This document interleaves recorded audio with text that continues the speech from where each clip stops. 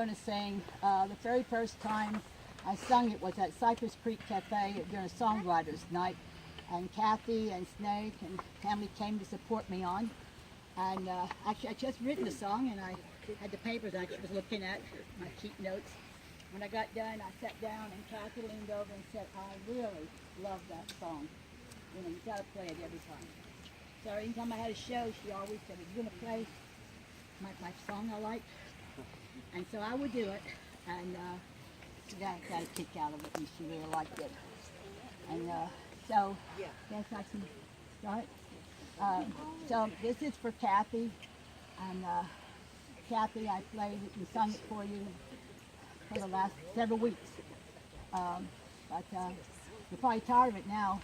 But anyway, I'm going to sing it for you. I'm going to do it. The first time she heard it was an a cappella, and so she loved the a cappella version, so that's what I'm going to do. And it's called One More for the Road.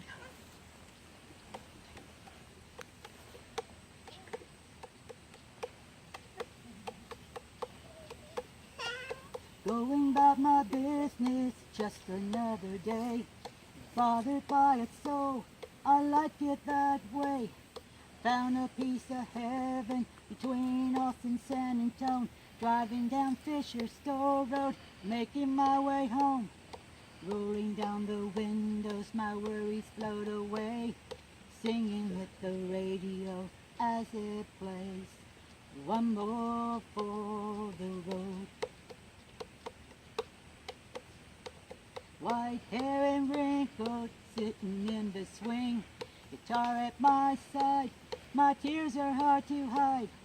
Chords and the truth, they bear my soul. Redemption, remembrance becomes my friend. I'm gonna finish this till the end. One more for the road. One more for the road. Leaving my life, my burdens on my life, before I go. One more for the road. One more for the road.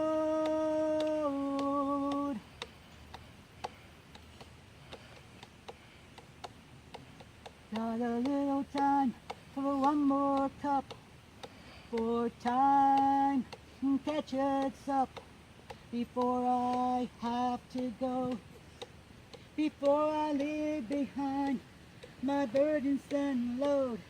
I'm gonna sing my song.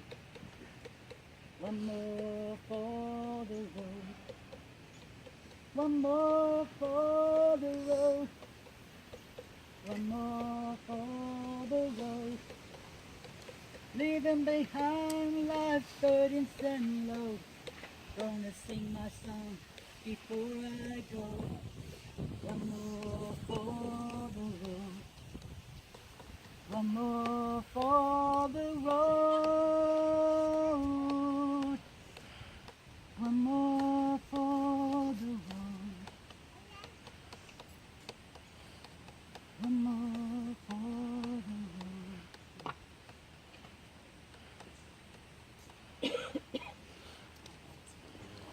Thank you. Thank you, Susan. Thank you, Kathy. Now let us begin with prayer. I invite you to close your eyes.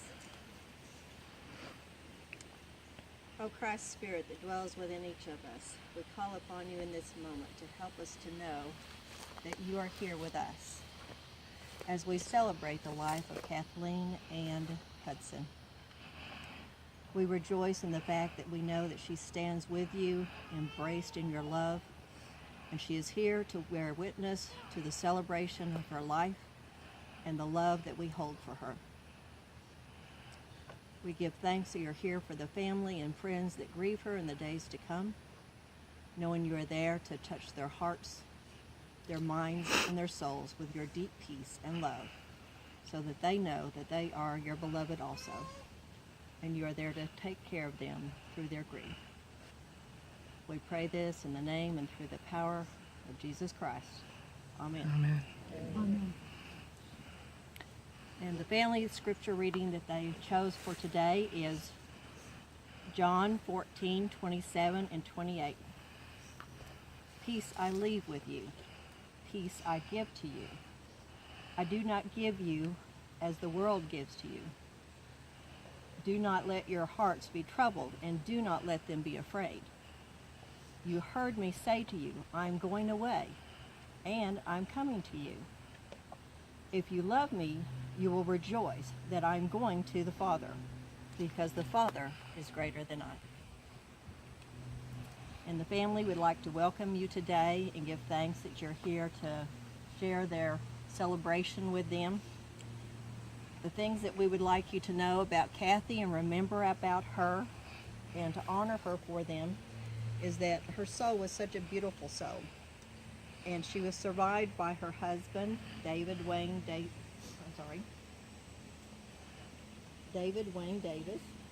also known as Snake by everybody. Her children, Jenny Hudson, David Hudson, and Madison Hudson, which is here today.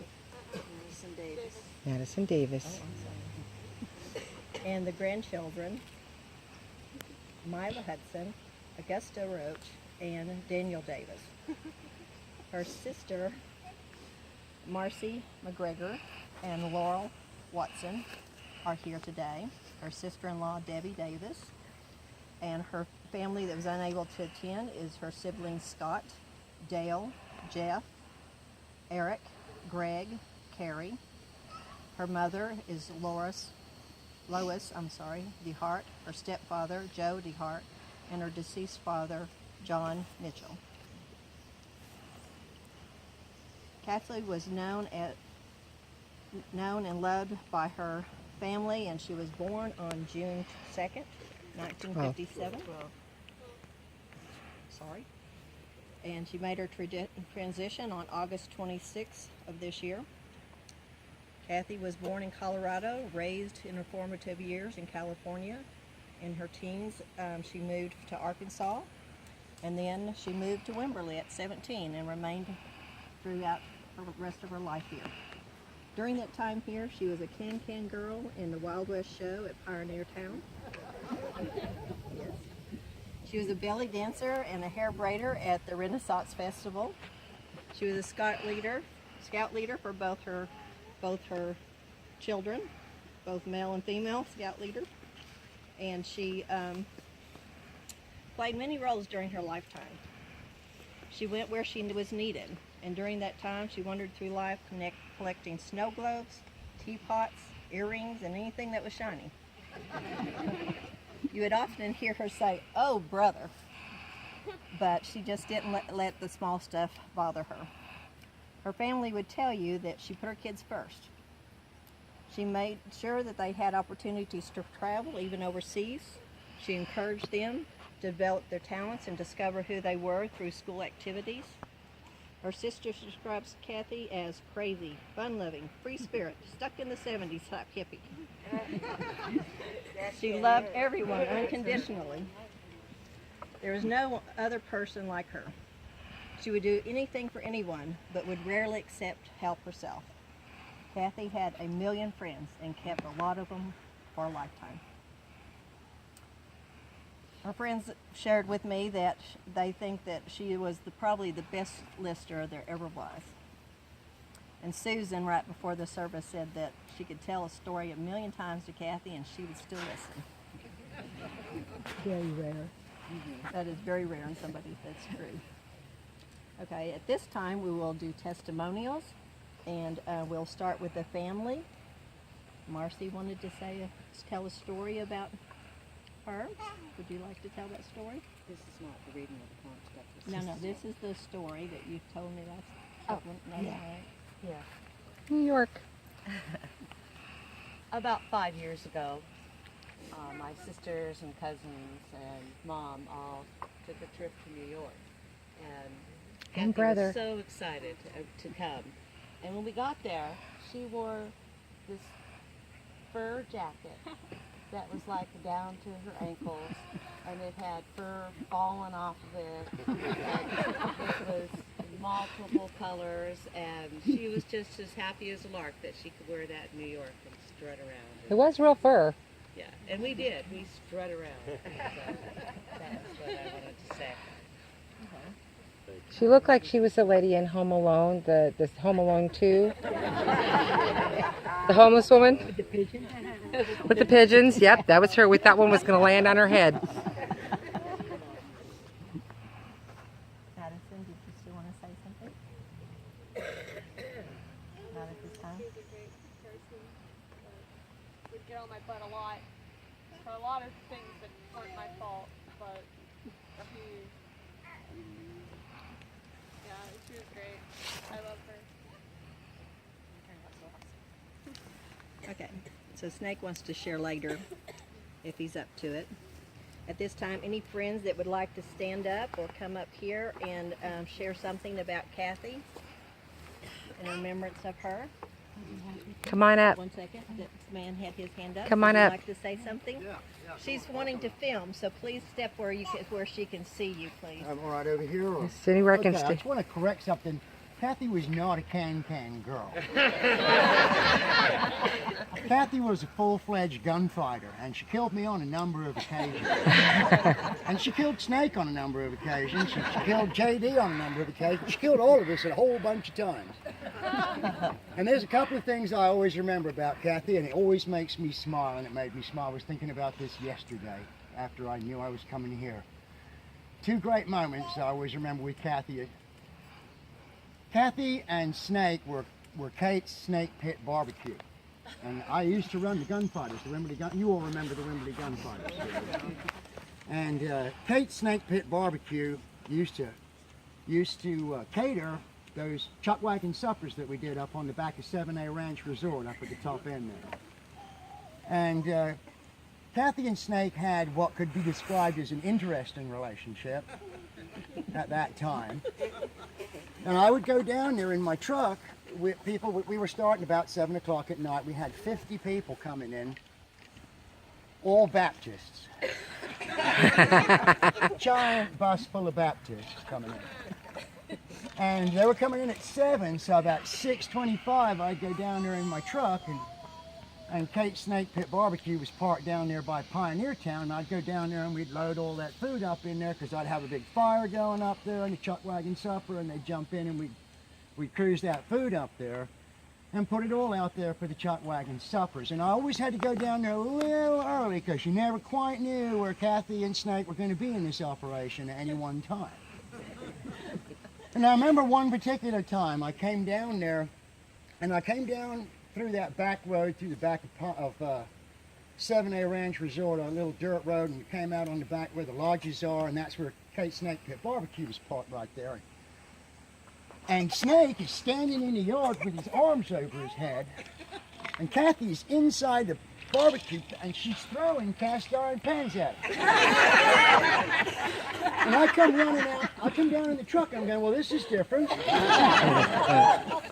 And then Snake takes off running. Kathy picks up like 4 of those little puppies, and she's got them in her hands, and she's going after him. And you got to remember now, Snake is all cowboyed out. He's all dude. He's wearing a couple of pistols. He's got like 6 pistols on him and a knife, and he's armed to the teeth, and he's running like a son of a bitch with his hair hanging out behind him.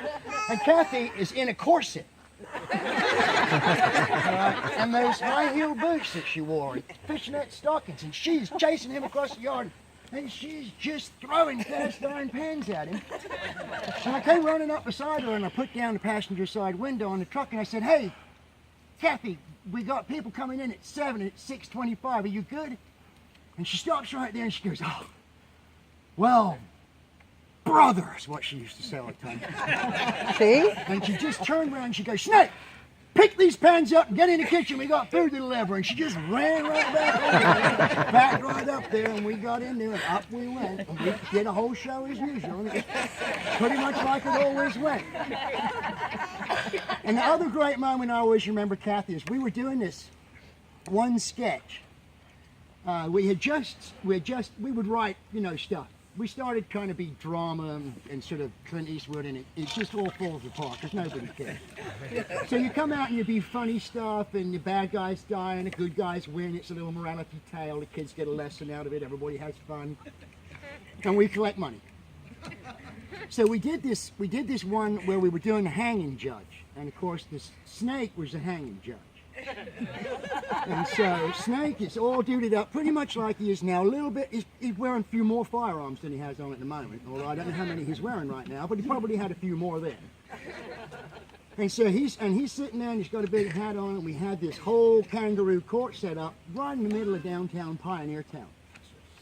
And Kathy, wherever Snake was, there's Kathy right there. They were like this sort of, floating pair of whatever. So Snake comes up and he's got Kathy on his arm, and she is completely flounced out. She's got a big headpiece on, and she's got that bright red corset that she used to wear and big boots, and so she's just all pushed up to here, it's a little table right there.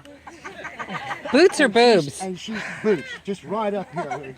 And she comes in on Snake's arm, and she stands right behind him. And we got the first guy who comes up, and we're giving him some money because Snake's going to fine him for something.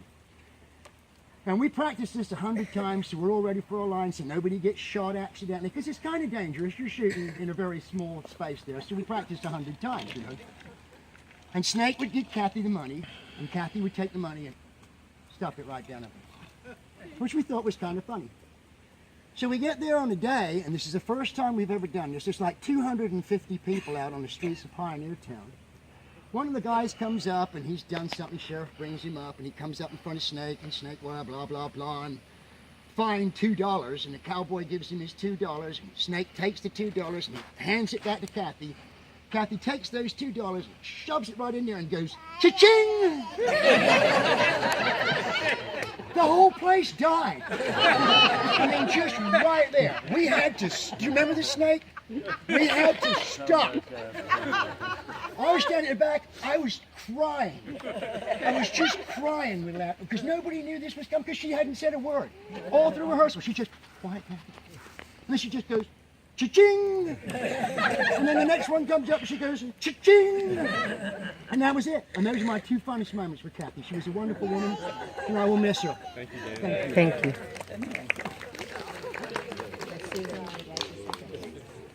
Suzanne.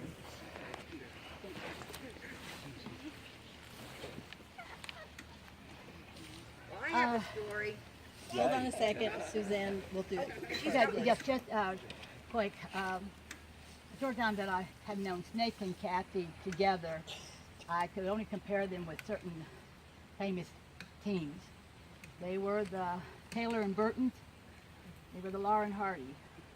They were the Martin and Lewis. They were the Arnaz and Ball. And then when they danced, though, they were Debbie Reynolds and Jean Kelly. He was the Ginger Rogers, and he was the Fred Astaire. And when they would do a slow dance at the Cypress Creek Cafe, they would hold each other's tights and they would look at each other in the eyes. And you just knew. It was a couple. They had their moments, we all know. But she did love Snake very much, and she loved her children and all her friends. She spoke highly of everyone, and she beamed when she talked about her children, Jeannie and David and Madison. And there was nothing that they could do wrong in her eyes, as well as the ones that she loved here in Wimberley. She'd fight for you in a second. If you needed her, she'd be at your front door. And the favorite thing I remember her at her place, she loved bonfires. And she loved that open pit, and she got a kick out of gathering the wood. And I thought the fire pit looked pretty nice the way it was, but she kept adding more and more on it, but the flames kept getting bigger and bigger. And I said, Kathy, isn't that going to be enough? She goes, no, we got to get some more. I don't want to go out yet. I went, okay, because I'm starting to sweat some pounds over here, But she loved to get her s'mores out and her wine and sit out there for hours. So I asked her, I said, I've got a fire pit in my place. Would you do the honor of, being the first one to light the fire? She said, well, who else would? I went, but I said, you know how I am about fire? She looked at me, she said, oh, you're so funny. So if y'all happen to see a really big flame in Wimberley that lights up the sky, you know that Kathy lit my fireplace for the first time, you know. You hear a lot of sirens are probably out to my house to put the fire out. Anyway, but she was a loving lady and just a very true friend. And she was there for me no matter what. And she wouldn't let anybody do anything for her. And I was so blessed that I got to know her in my life. And she let me share my life with hers, and she let me be in her life as well. And so that's why I have to say I love Kathy very, very much, and I know how much she loved all of you all. Thank you. Janice?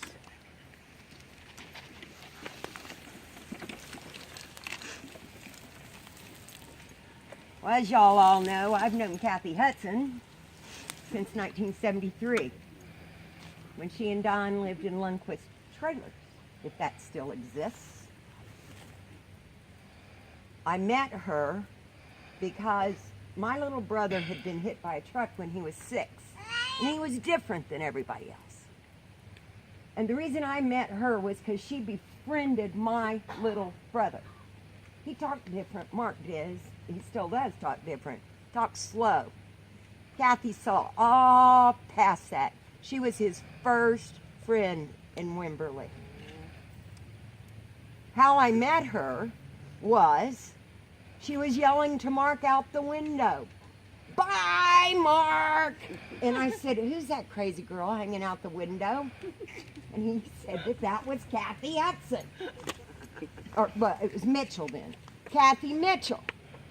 And I said, okay, so I went up to the car window, or the bus window, and I said, "Hi, I'm Mark's sister Janice."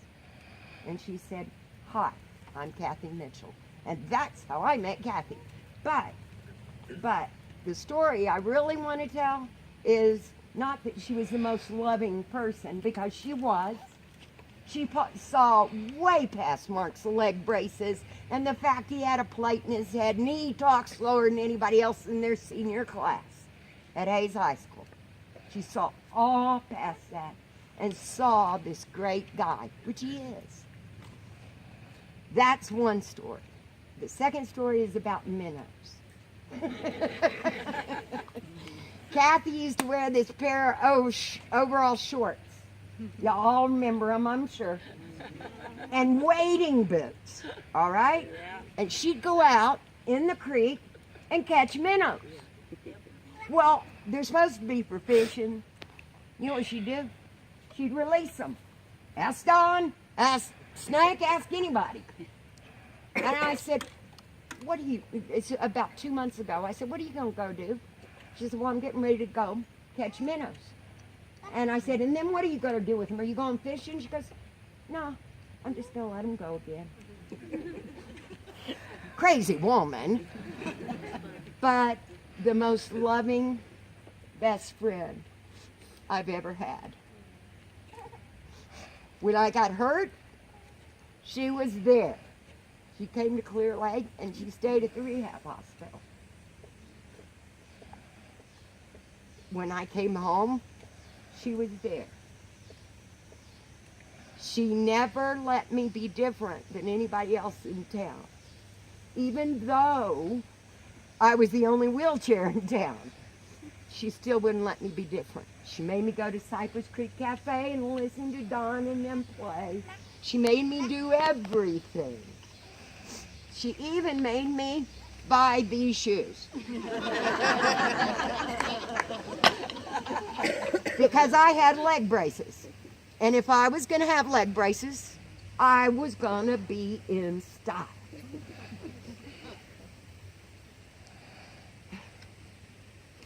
The last time I saw her was the Tuesday before she went in the hospital. She came over to my house that morning to have breakfast and a cup of tea.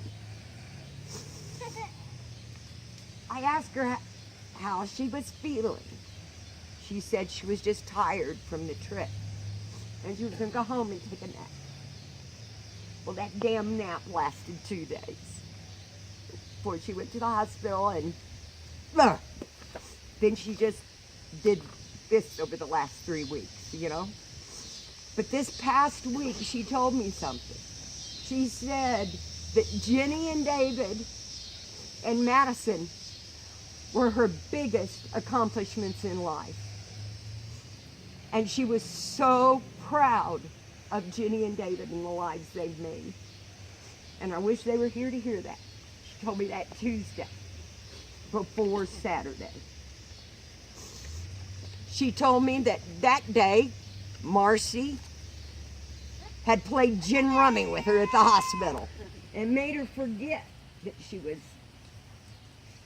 in the hospital. Thank you, Marcy.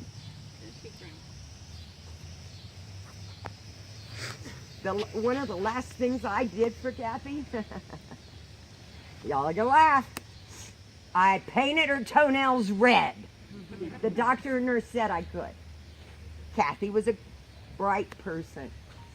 She wanted red toenails. Why, I don't know. So I painted them, was it Wednesday or Tuesday? Anyway, I painted her toenails red and then took glitter polish and put them on top. And do you know, she was the happiest person in the world. You'd thought I'd given her $1 million just because I painted her toenails. But that's who Kathy was. The little itty bitty things made her happy. The fact Madison is going to be in theater this year, she's so happy about that. Because, you know, Kathy was kind of a crazy, you know, out there girl. She did can, she did belly dance. You know, years and years of belly dance. That was fantastic, by the way, Brenda. Those years. Anyway, I don't know what else to say, but that I loved her.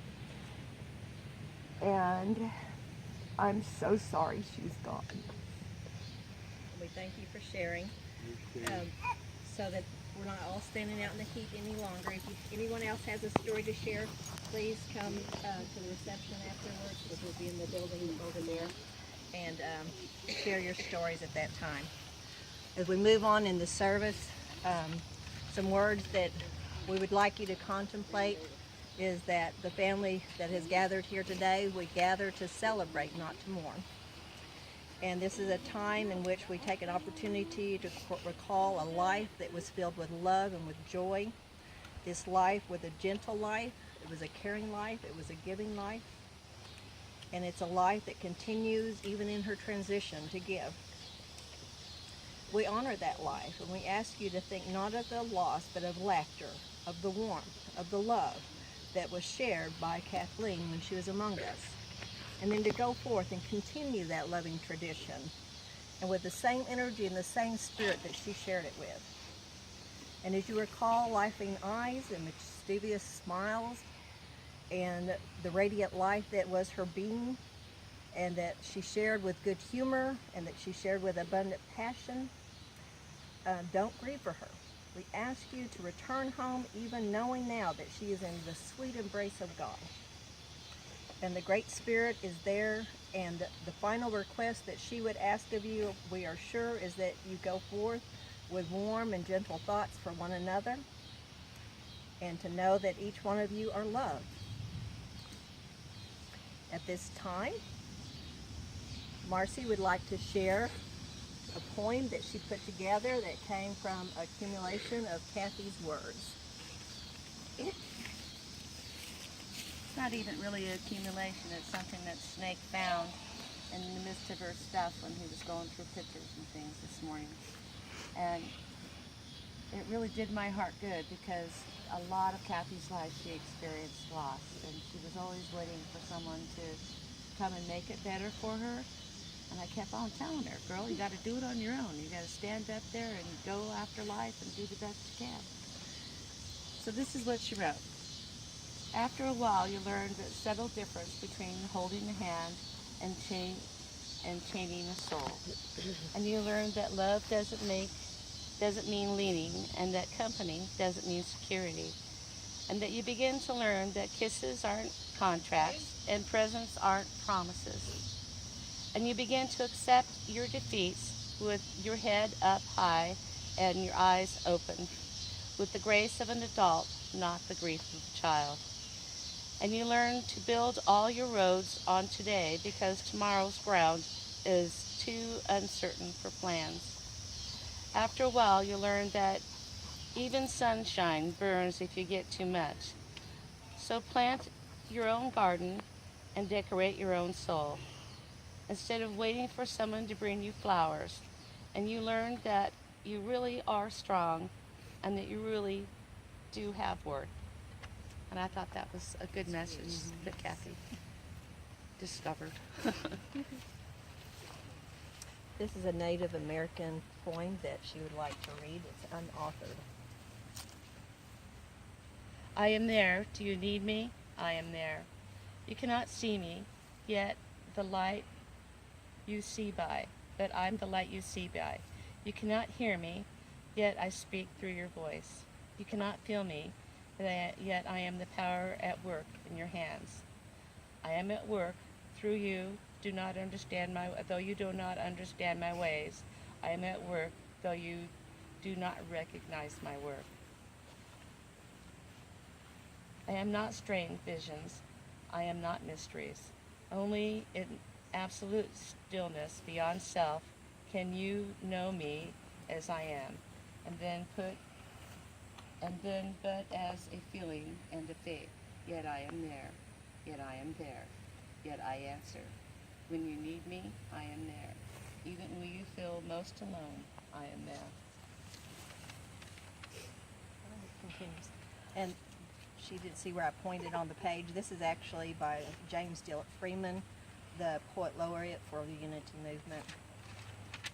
And it continues on the Okay. side.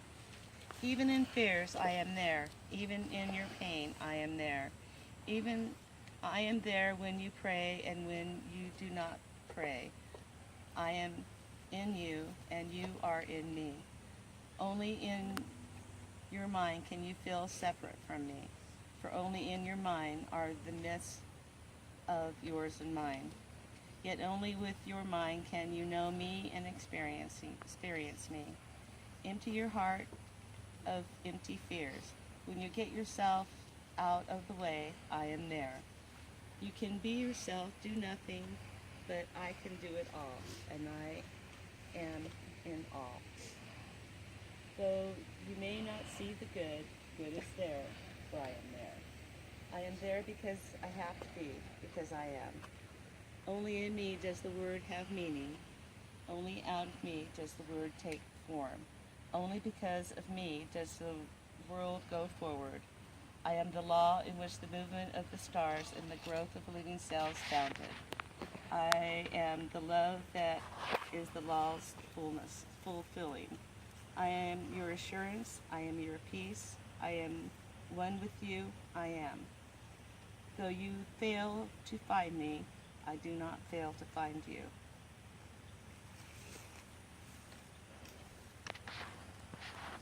And the last line is, though through your faith in me is unsure. My faith in you and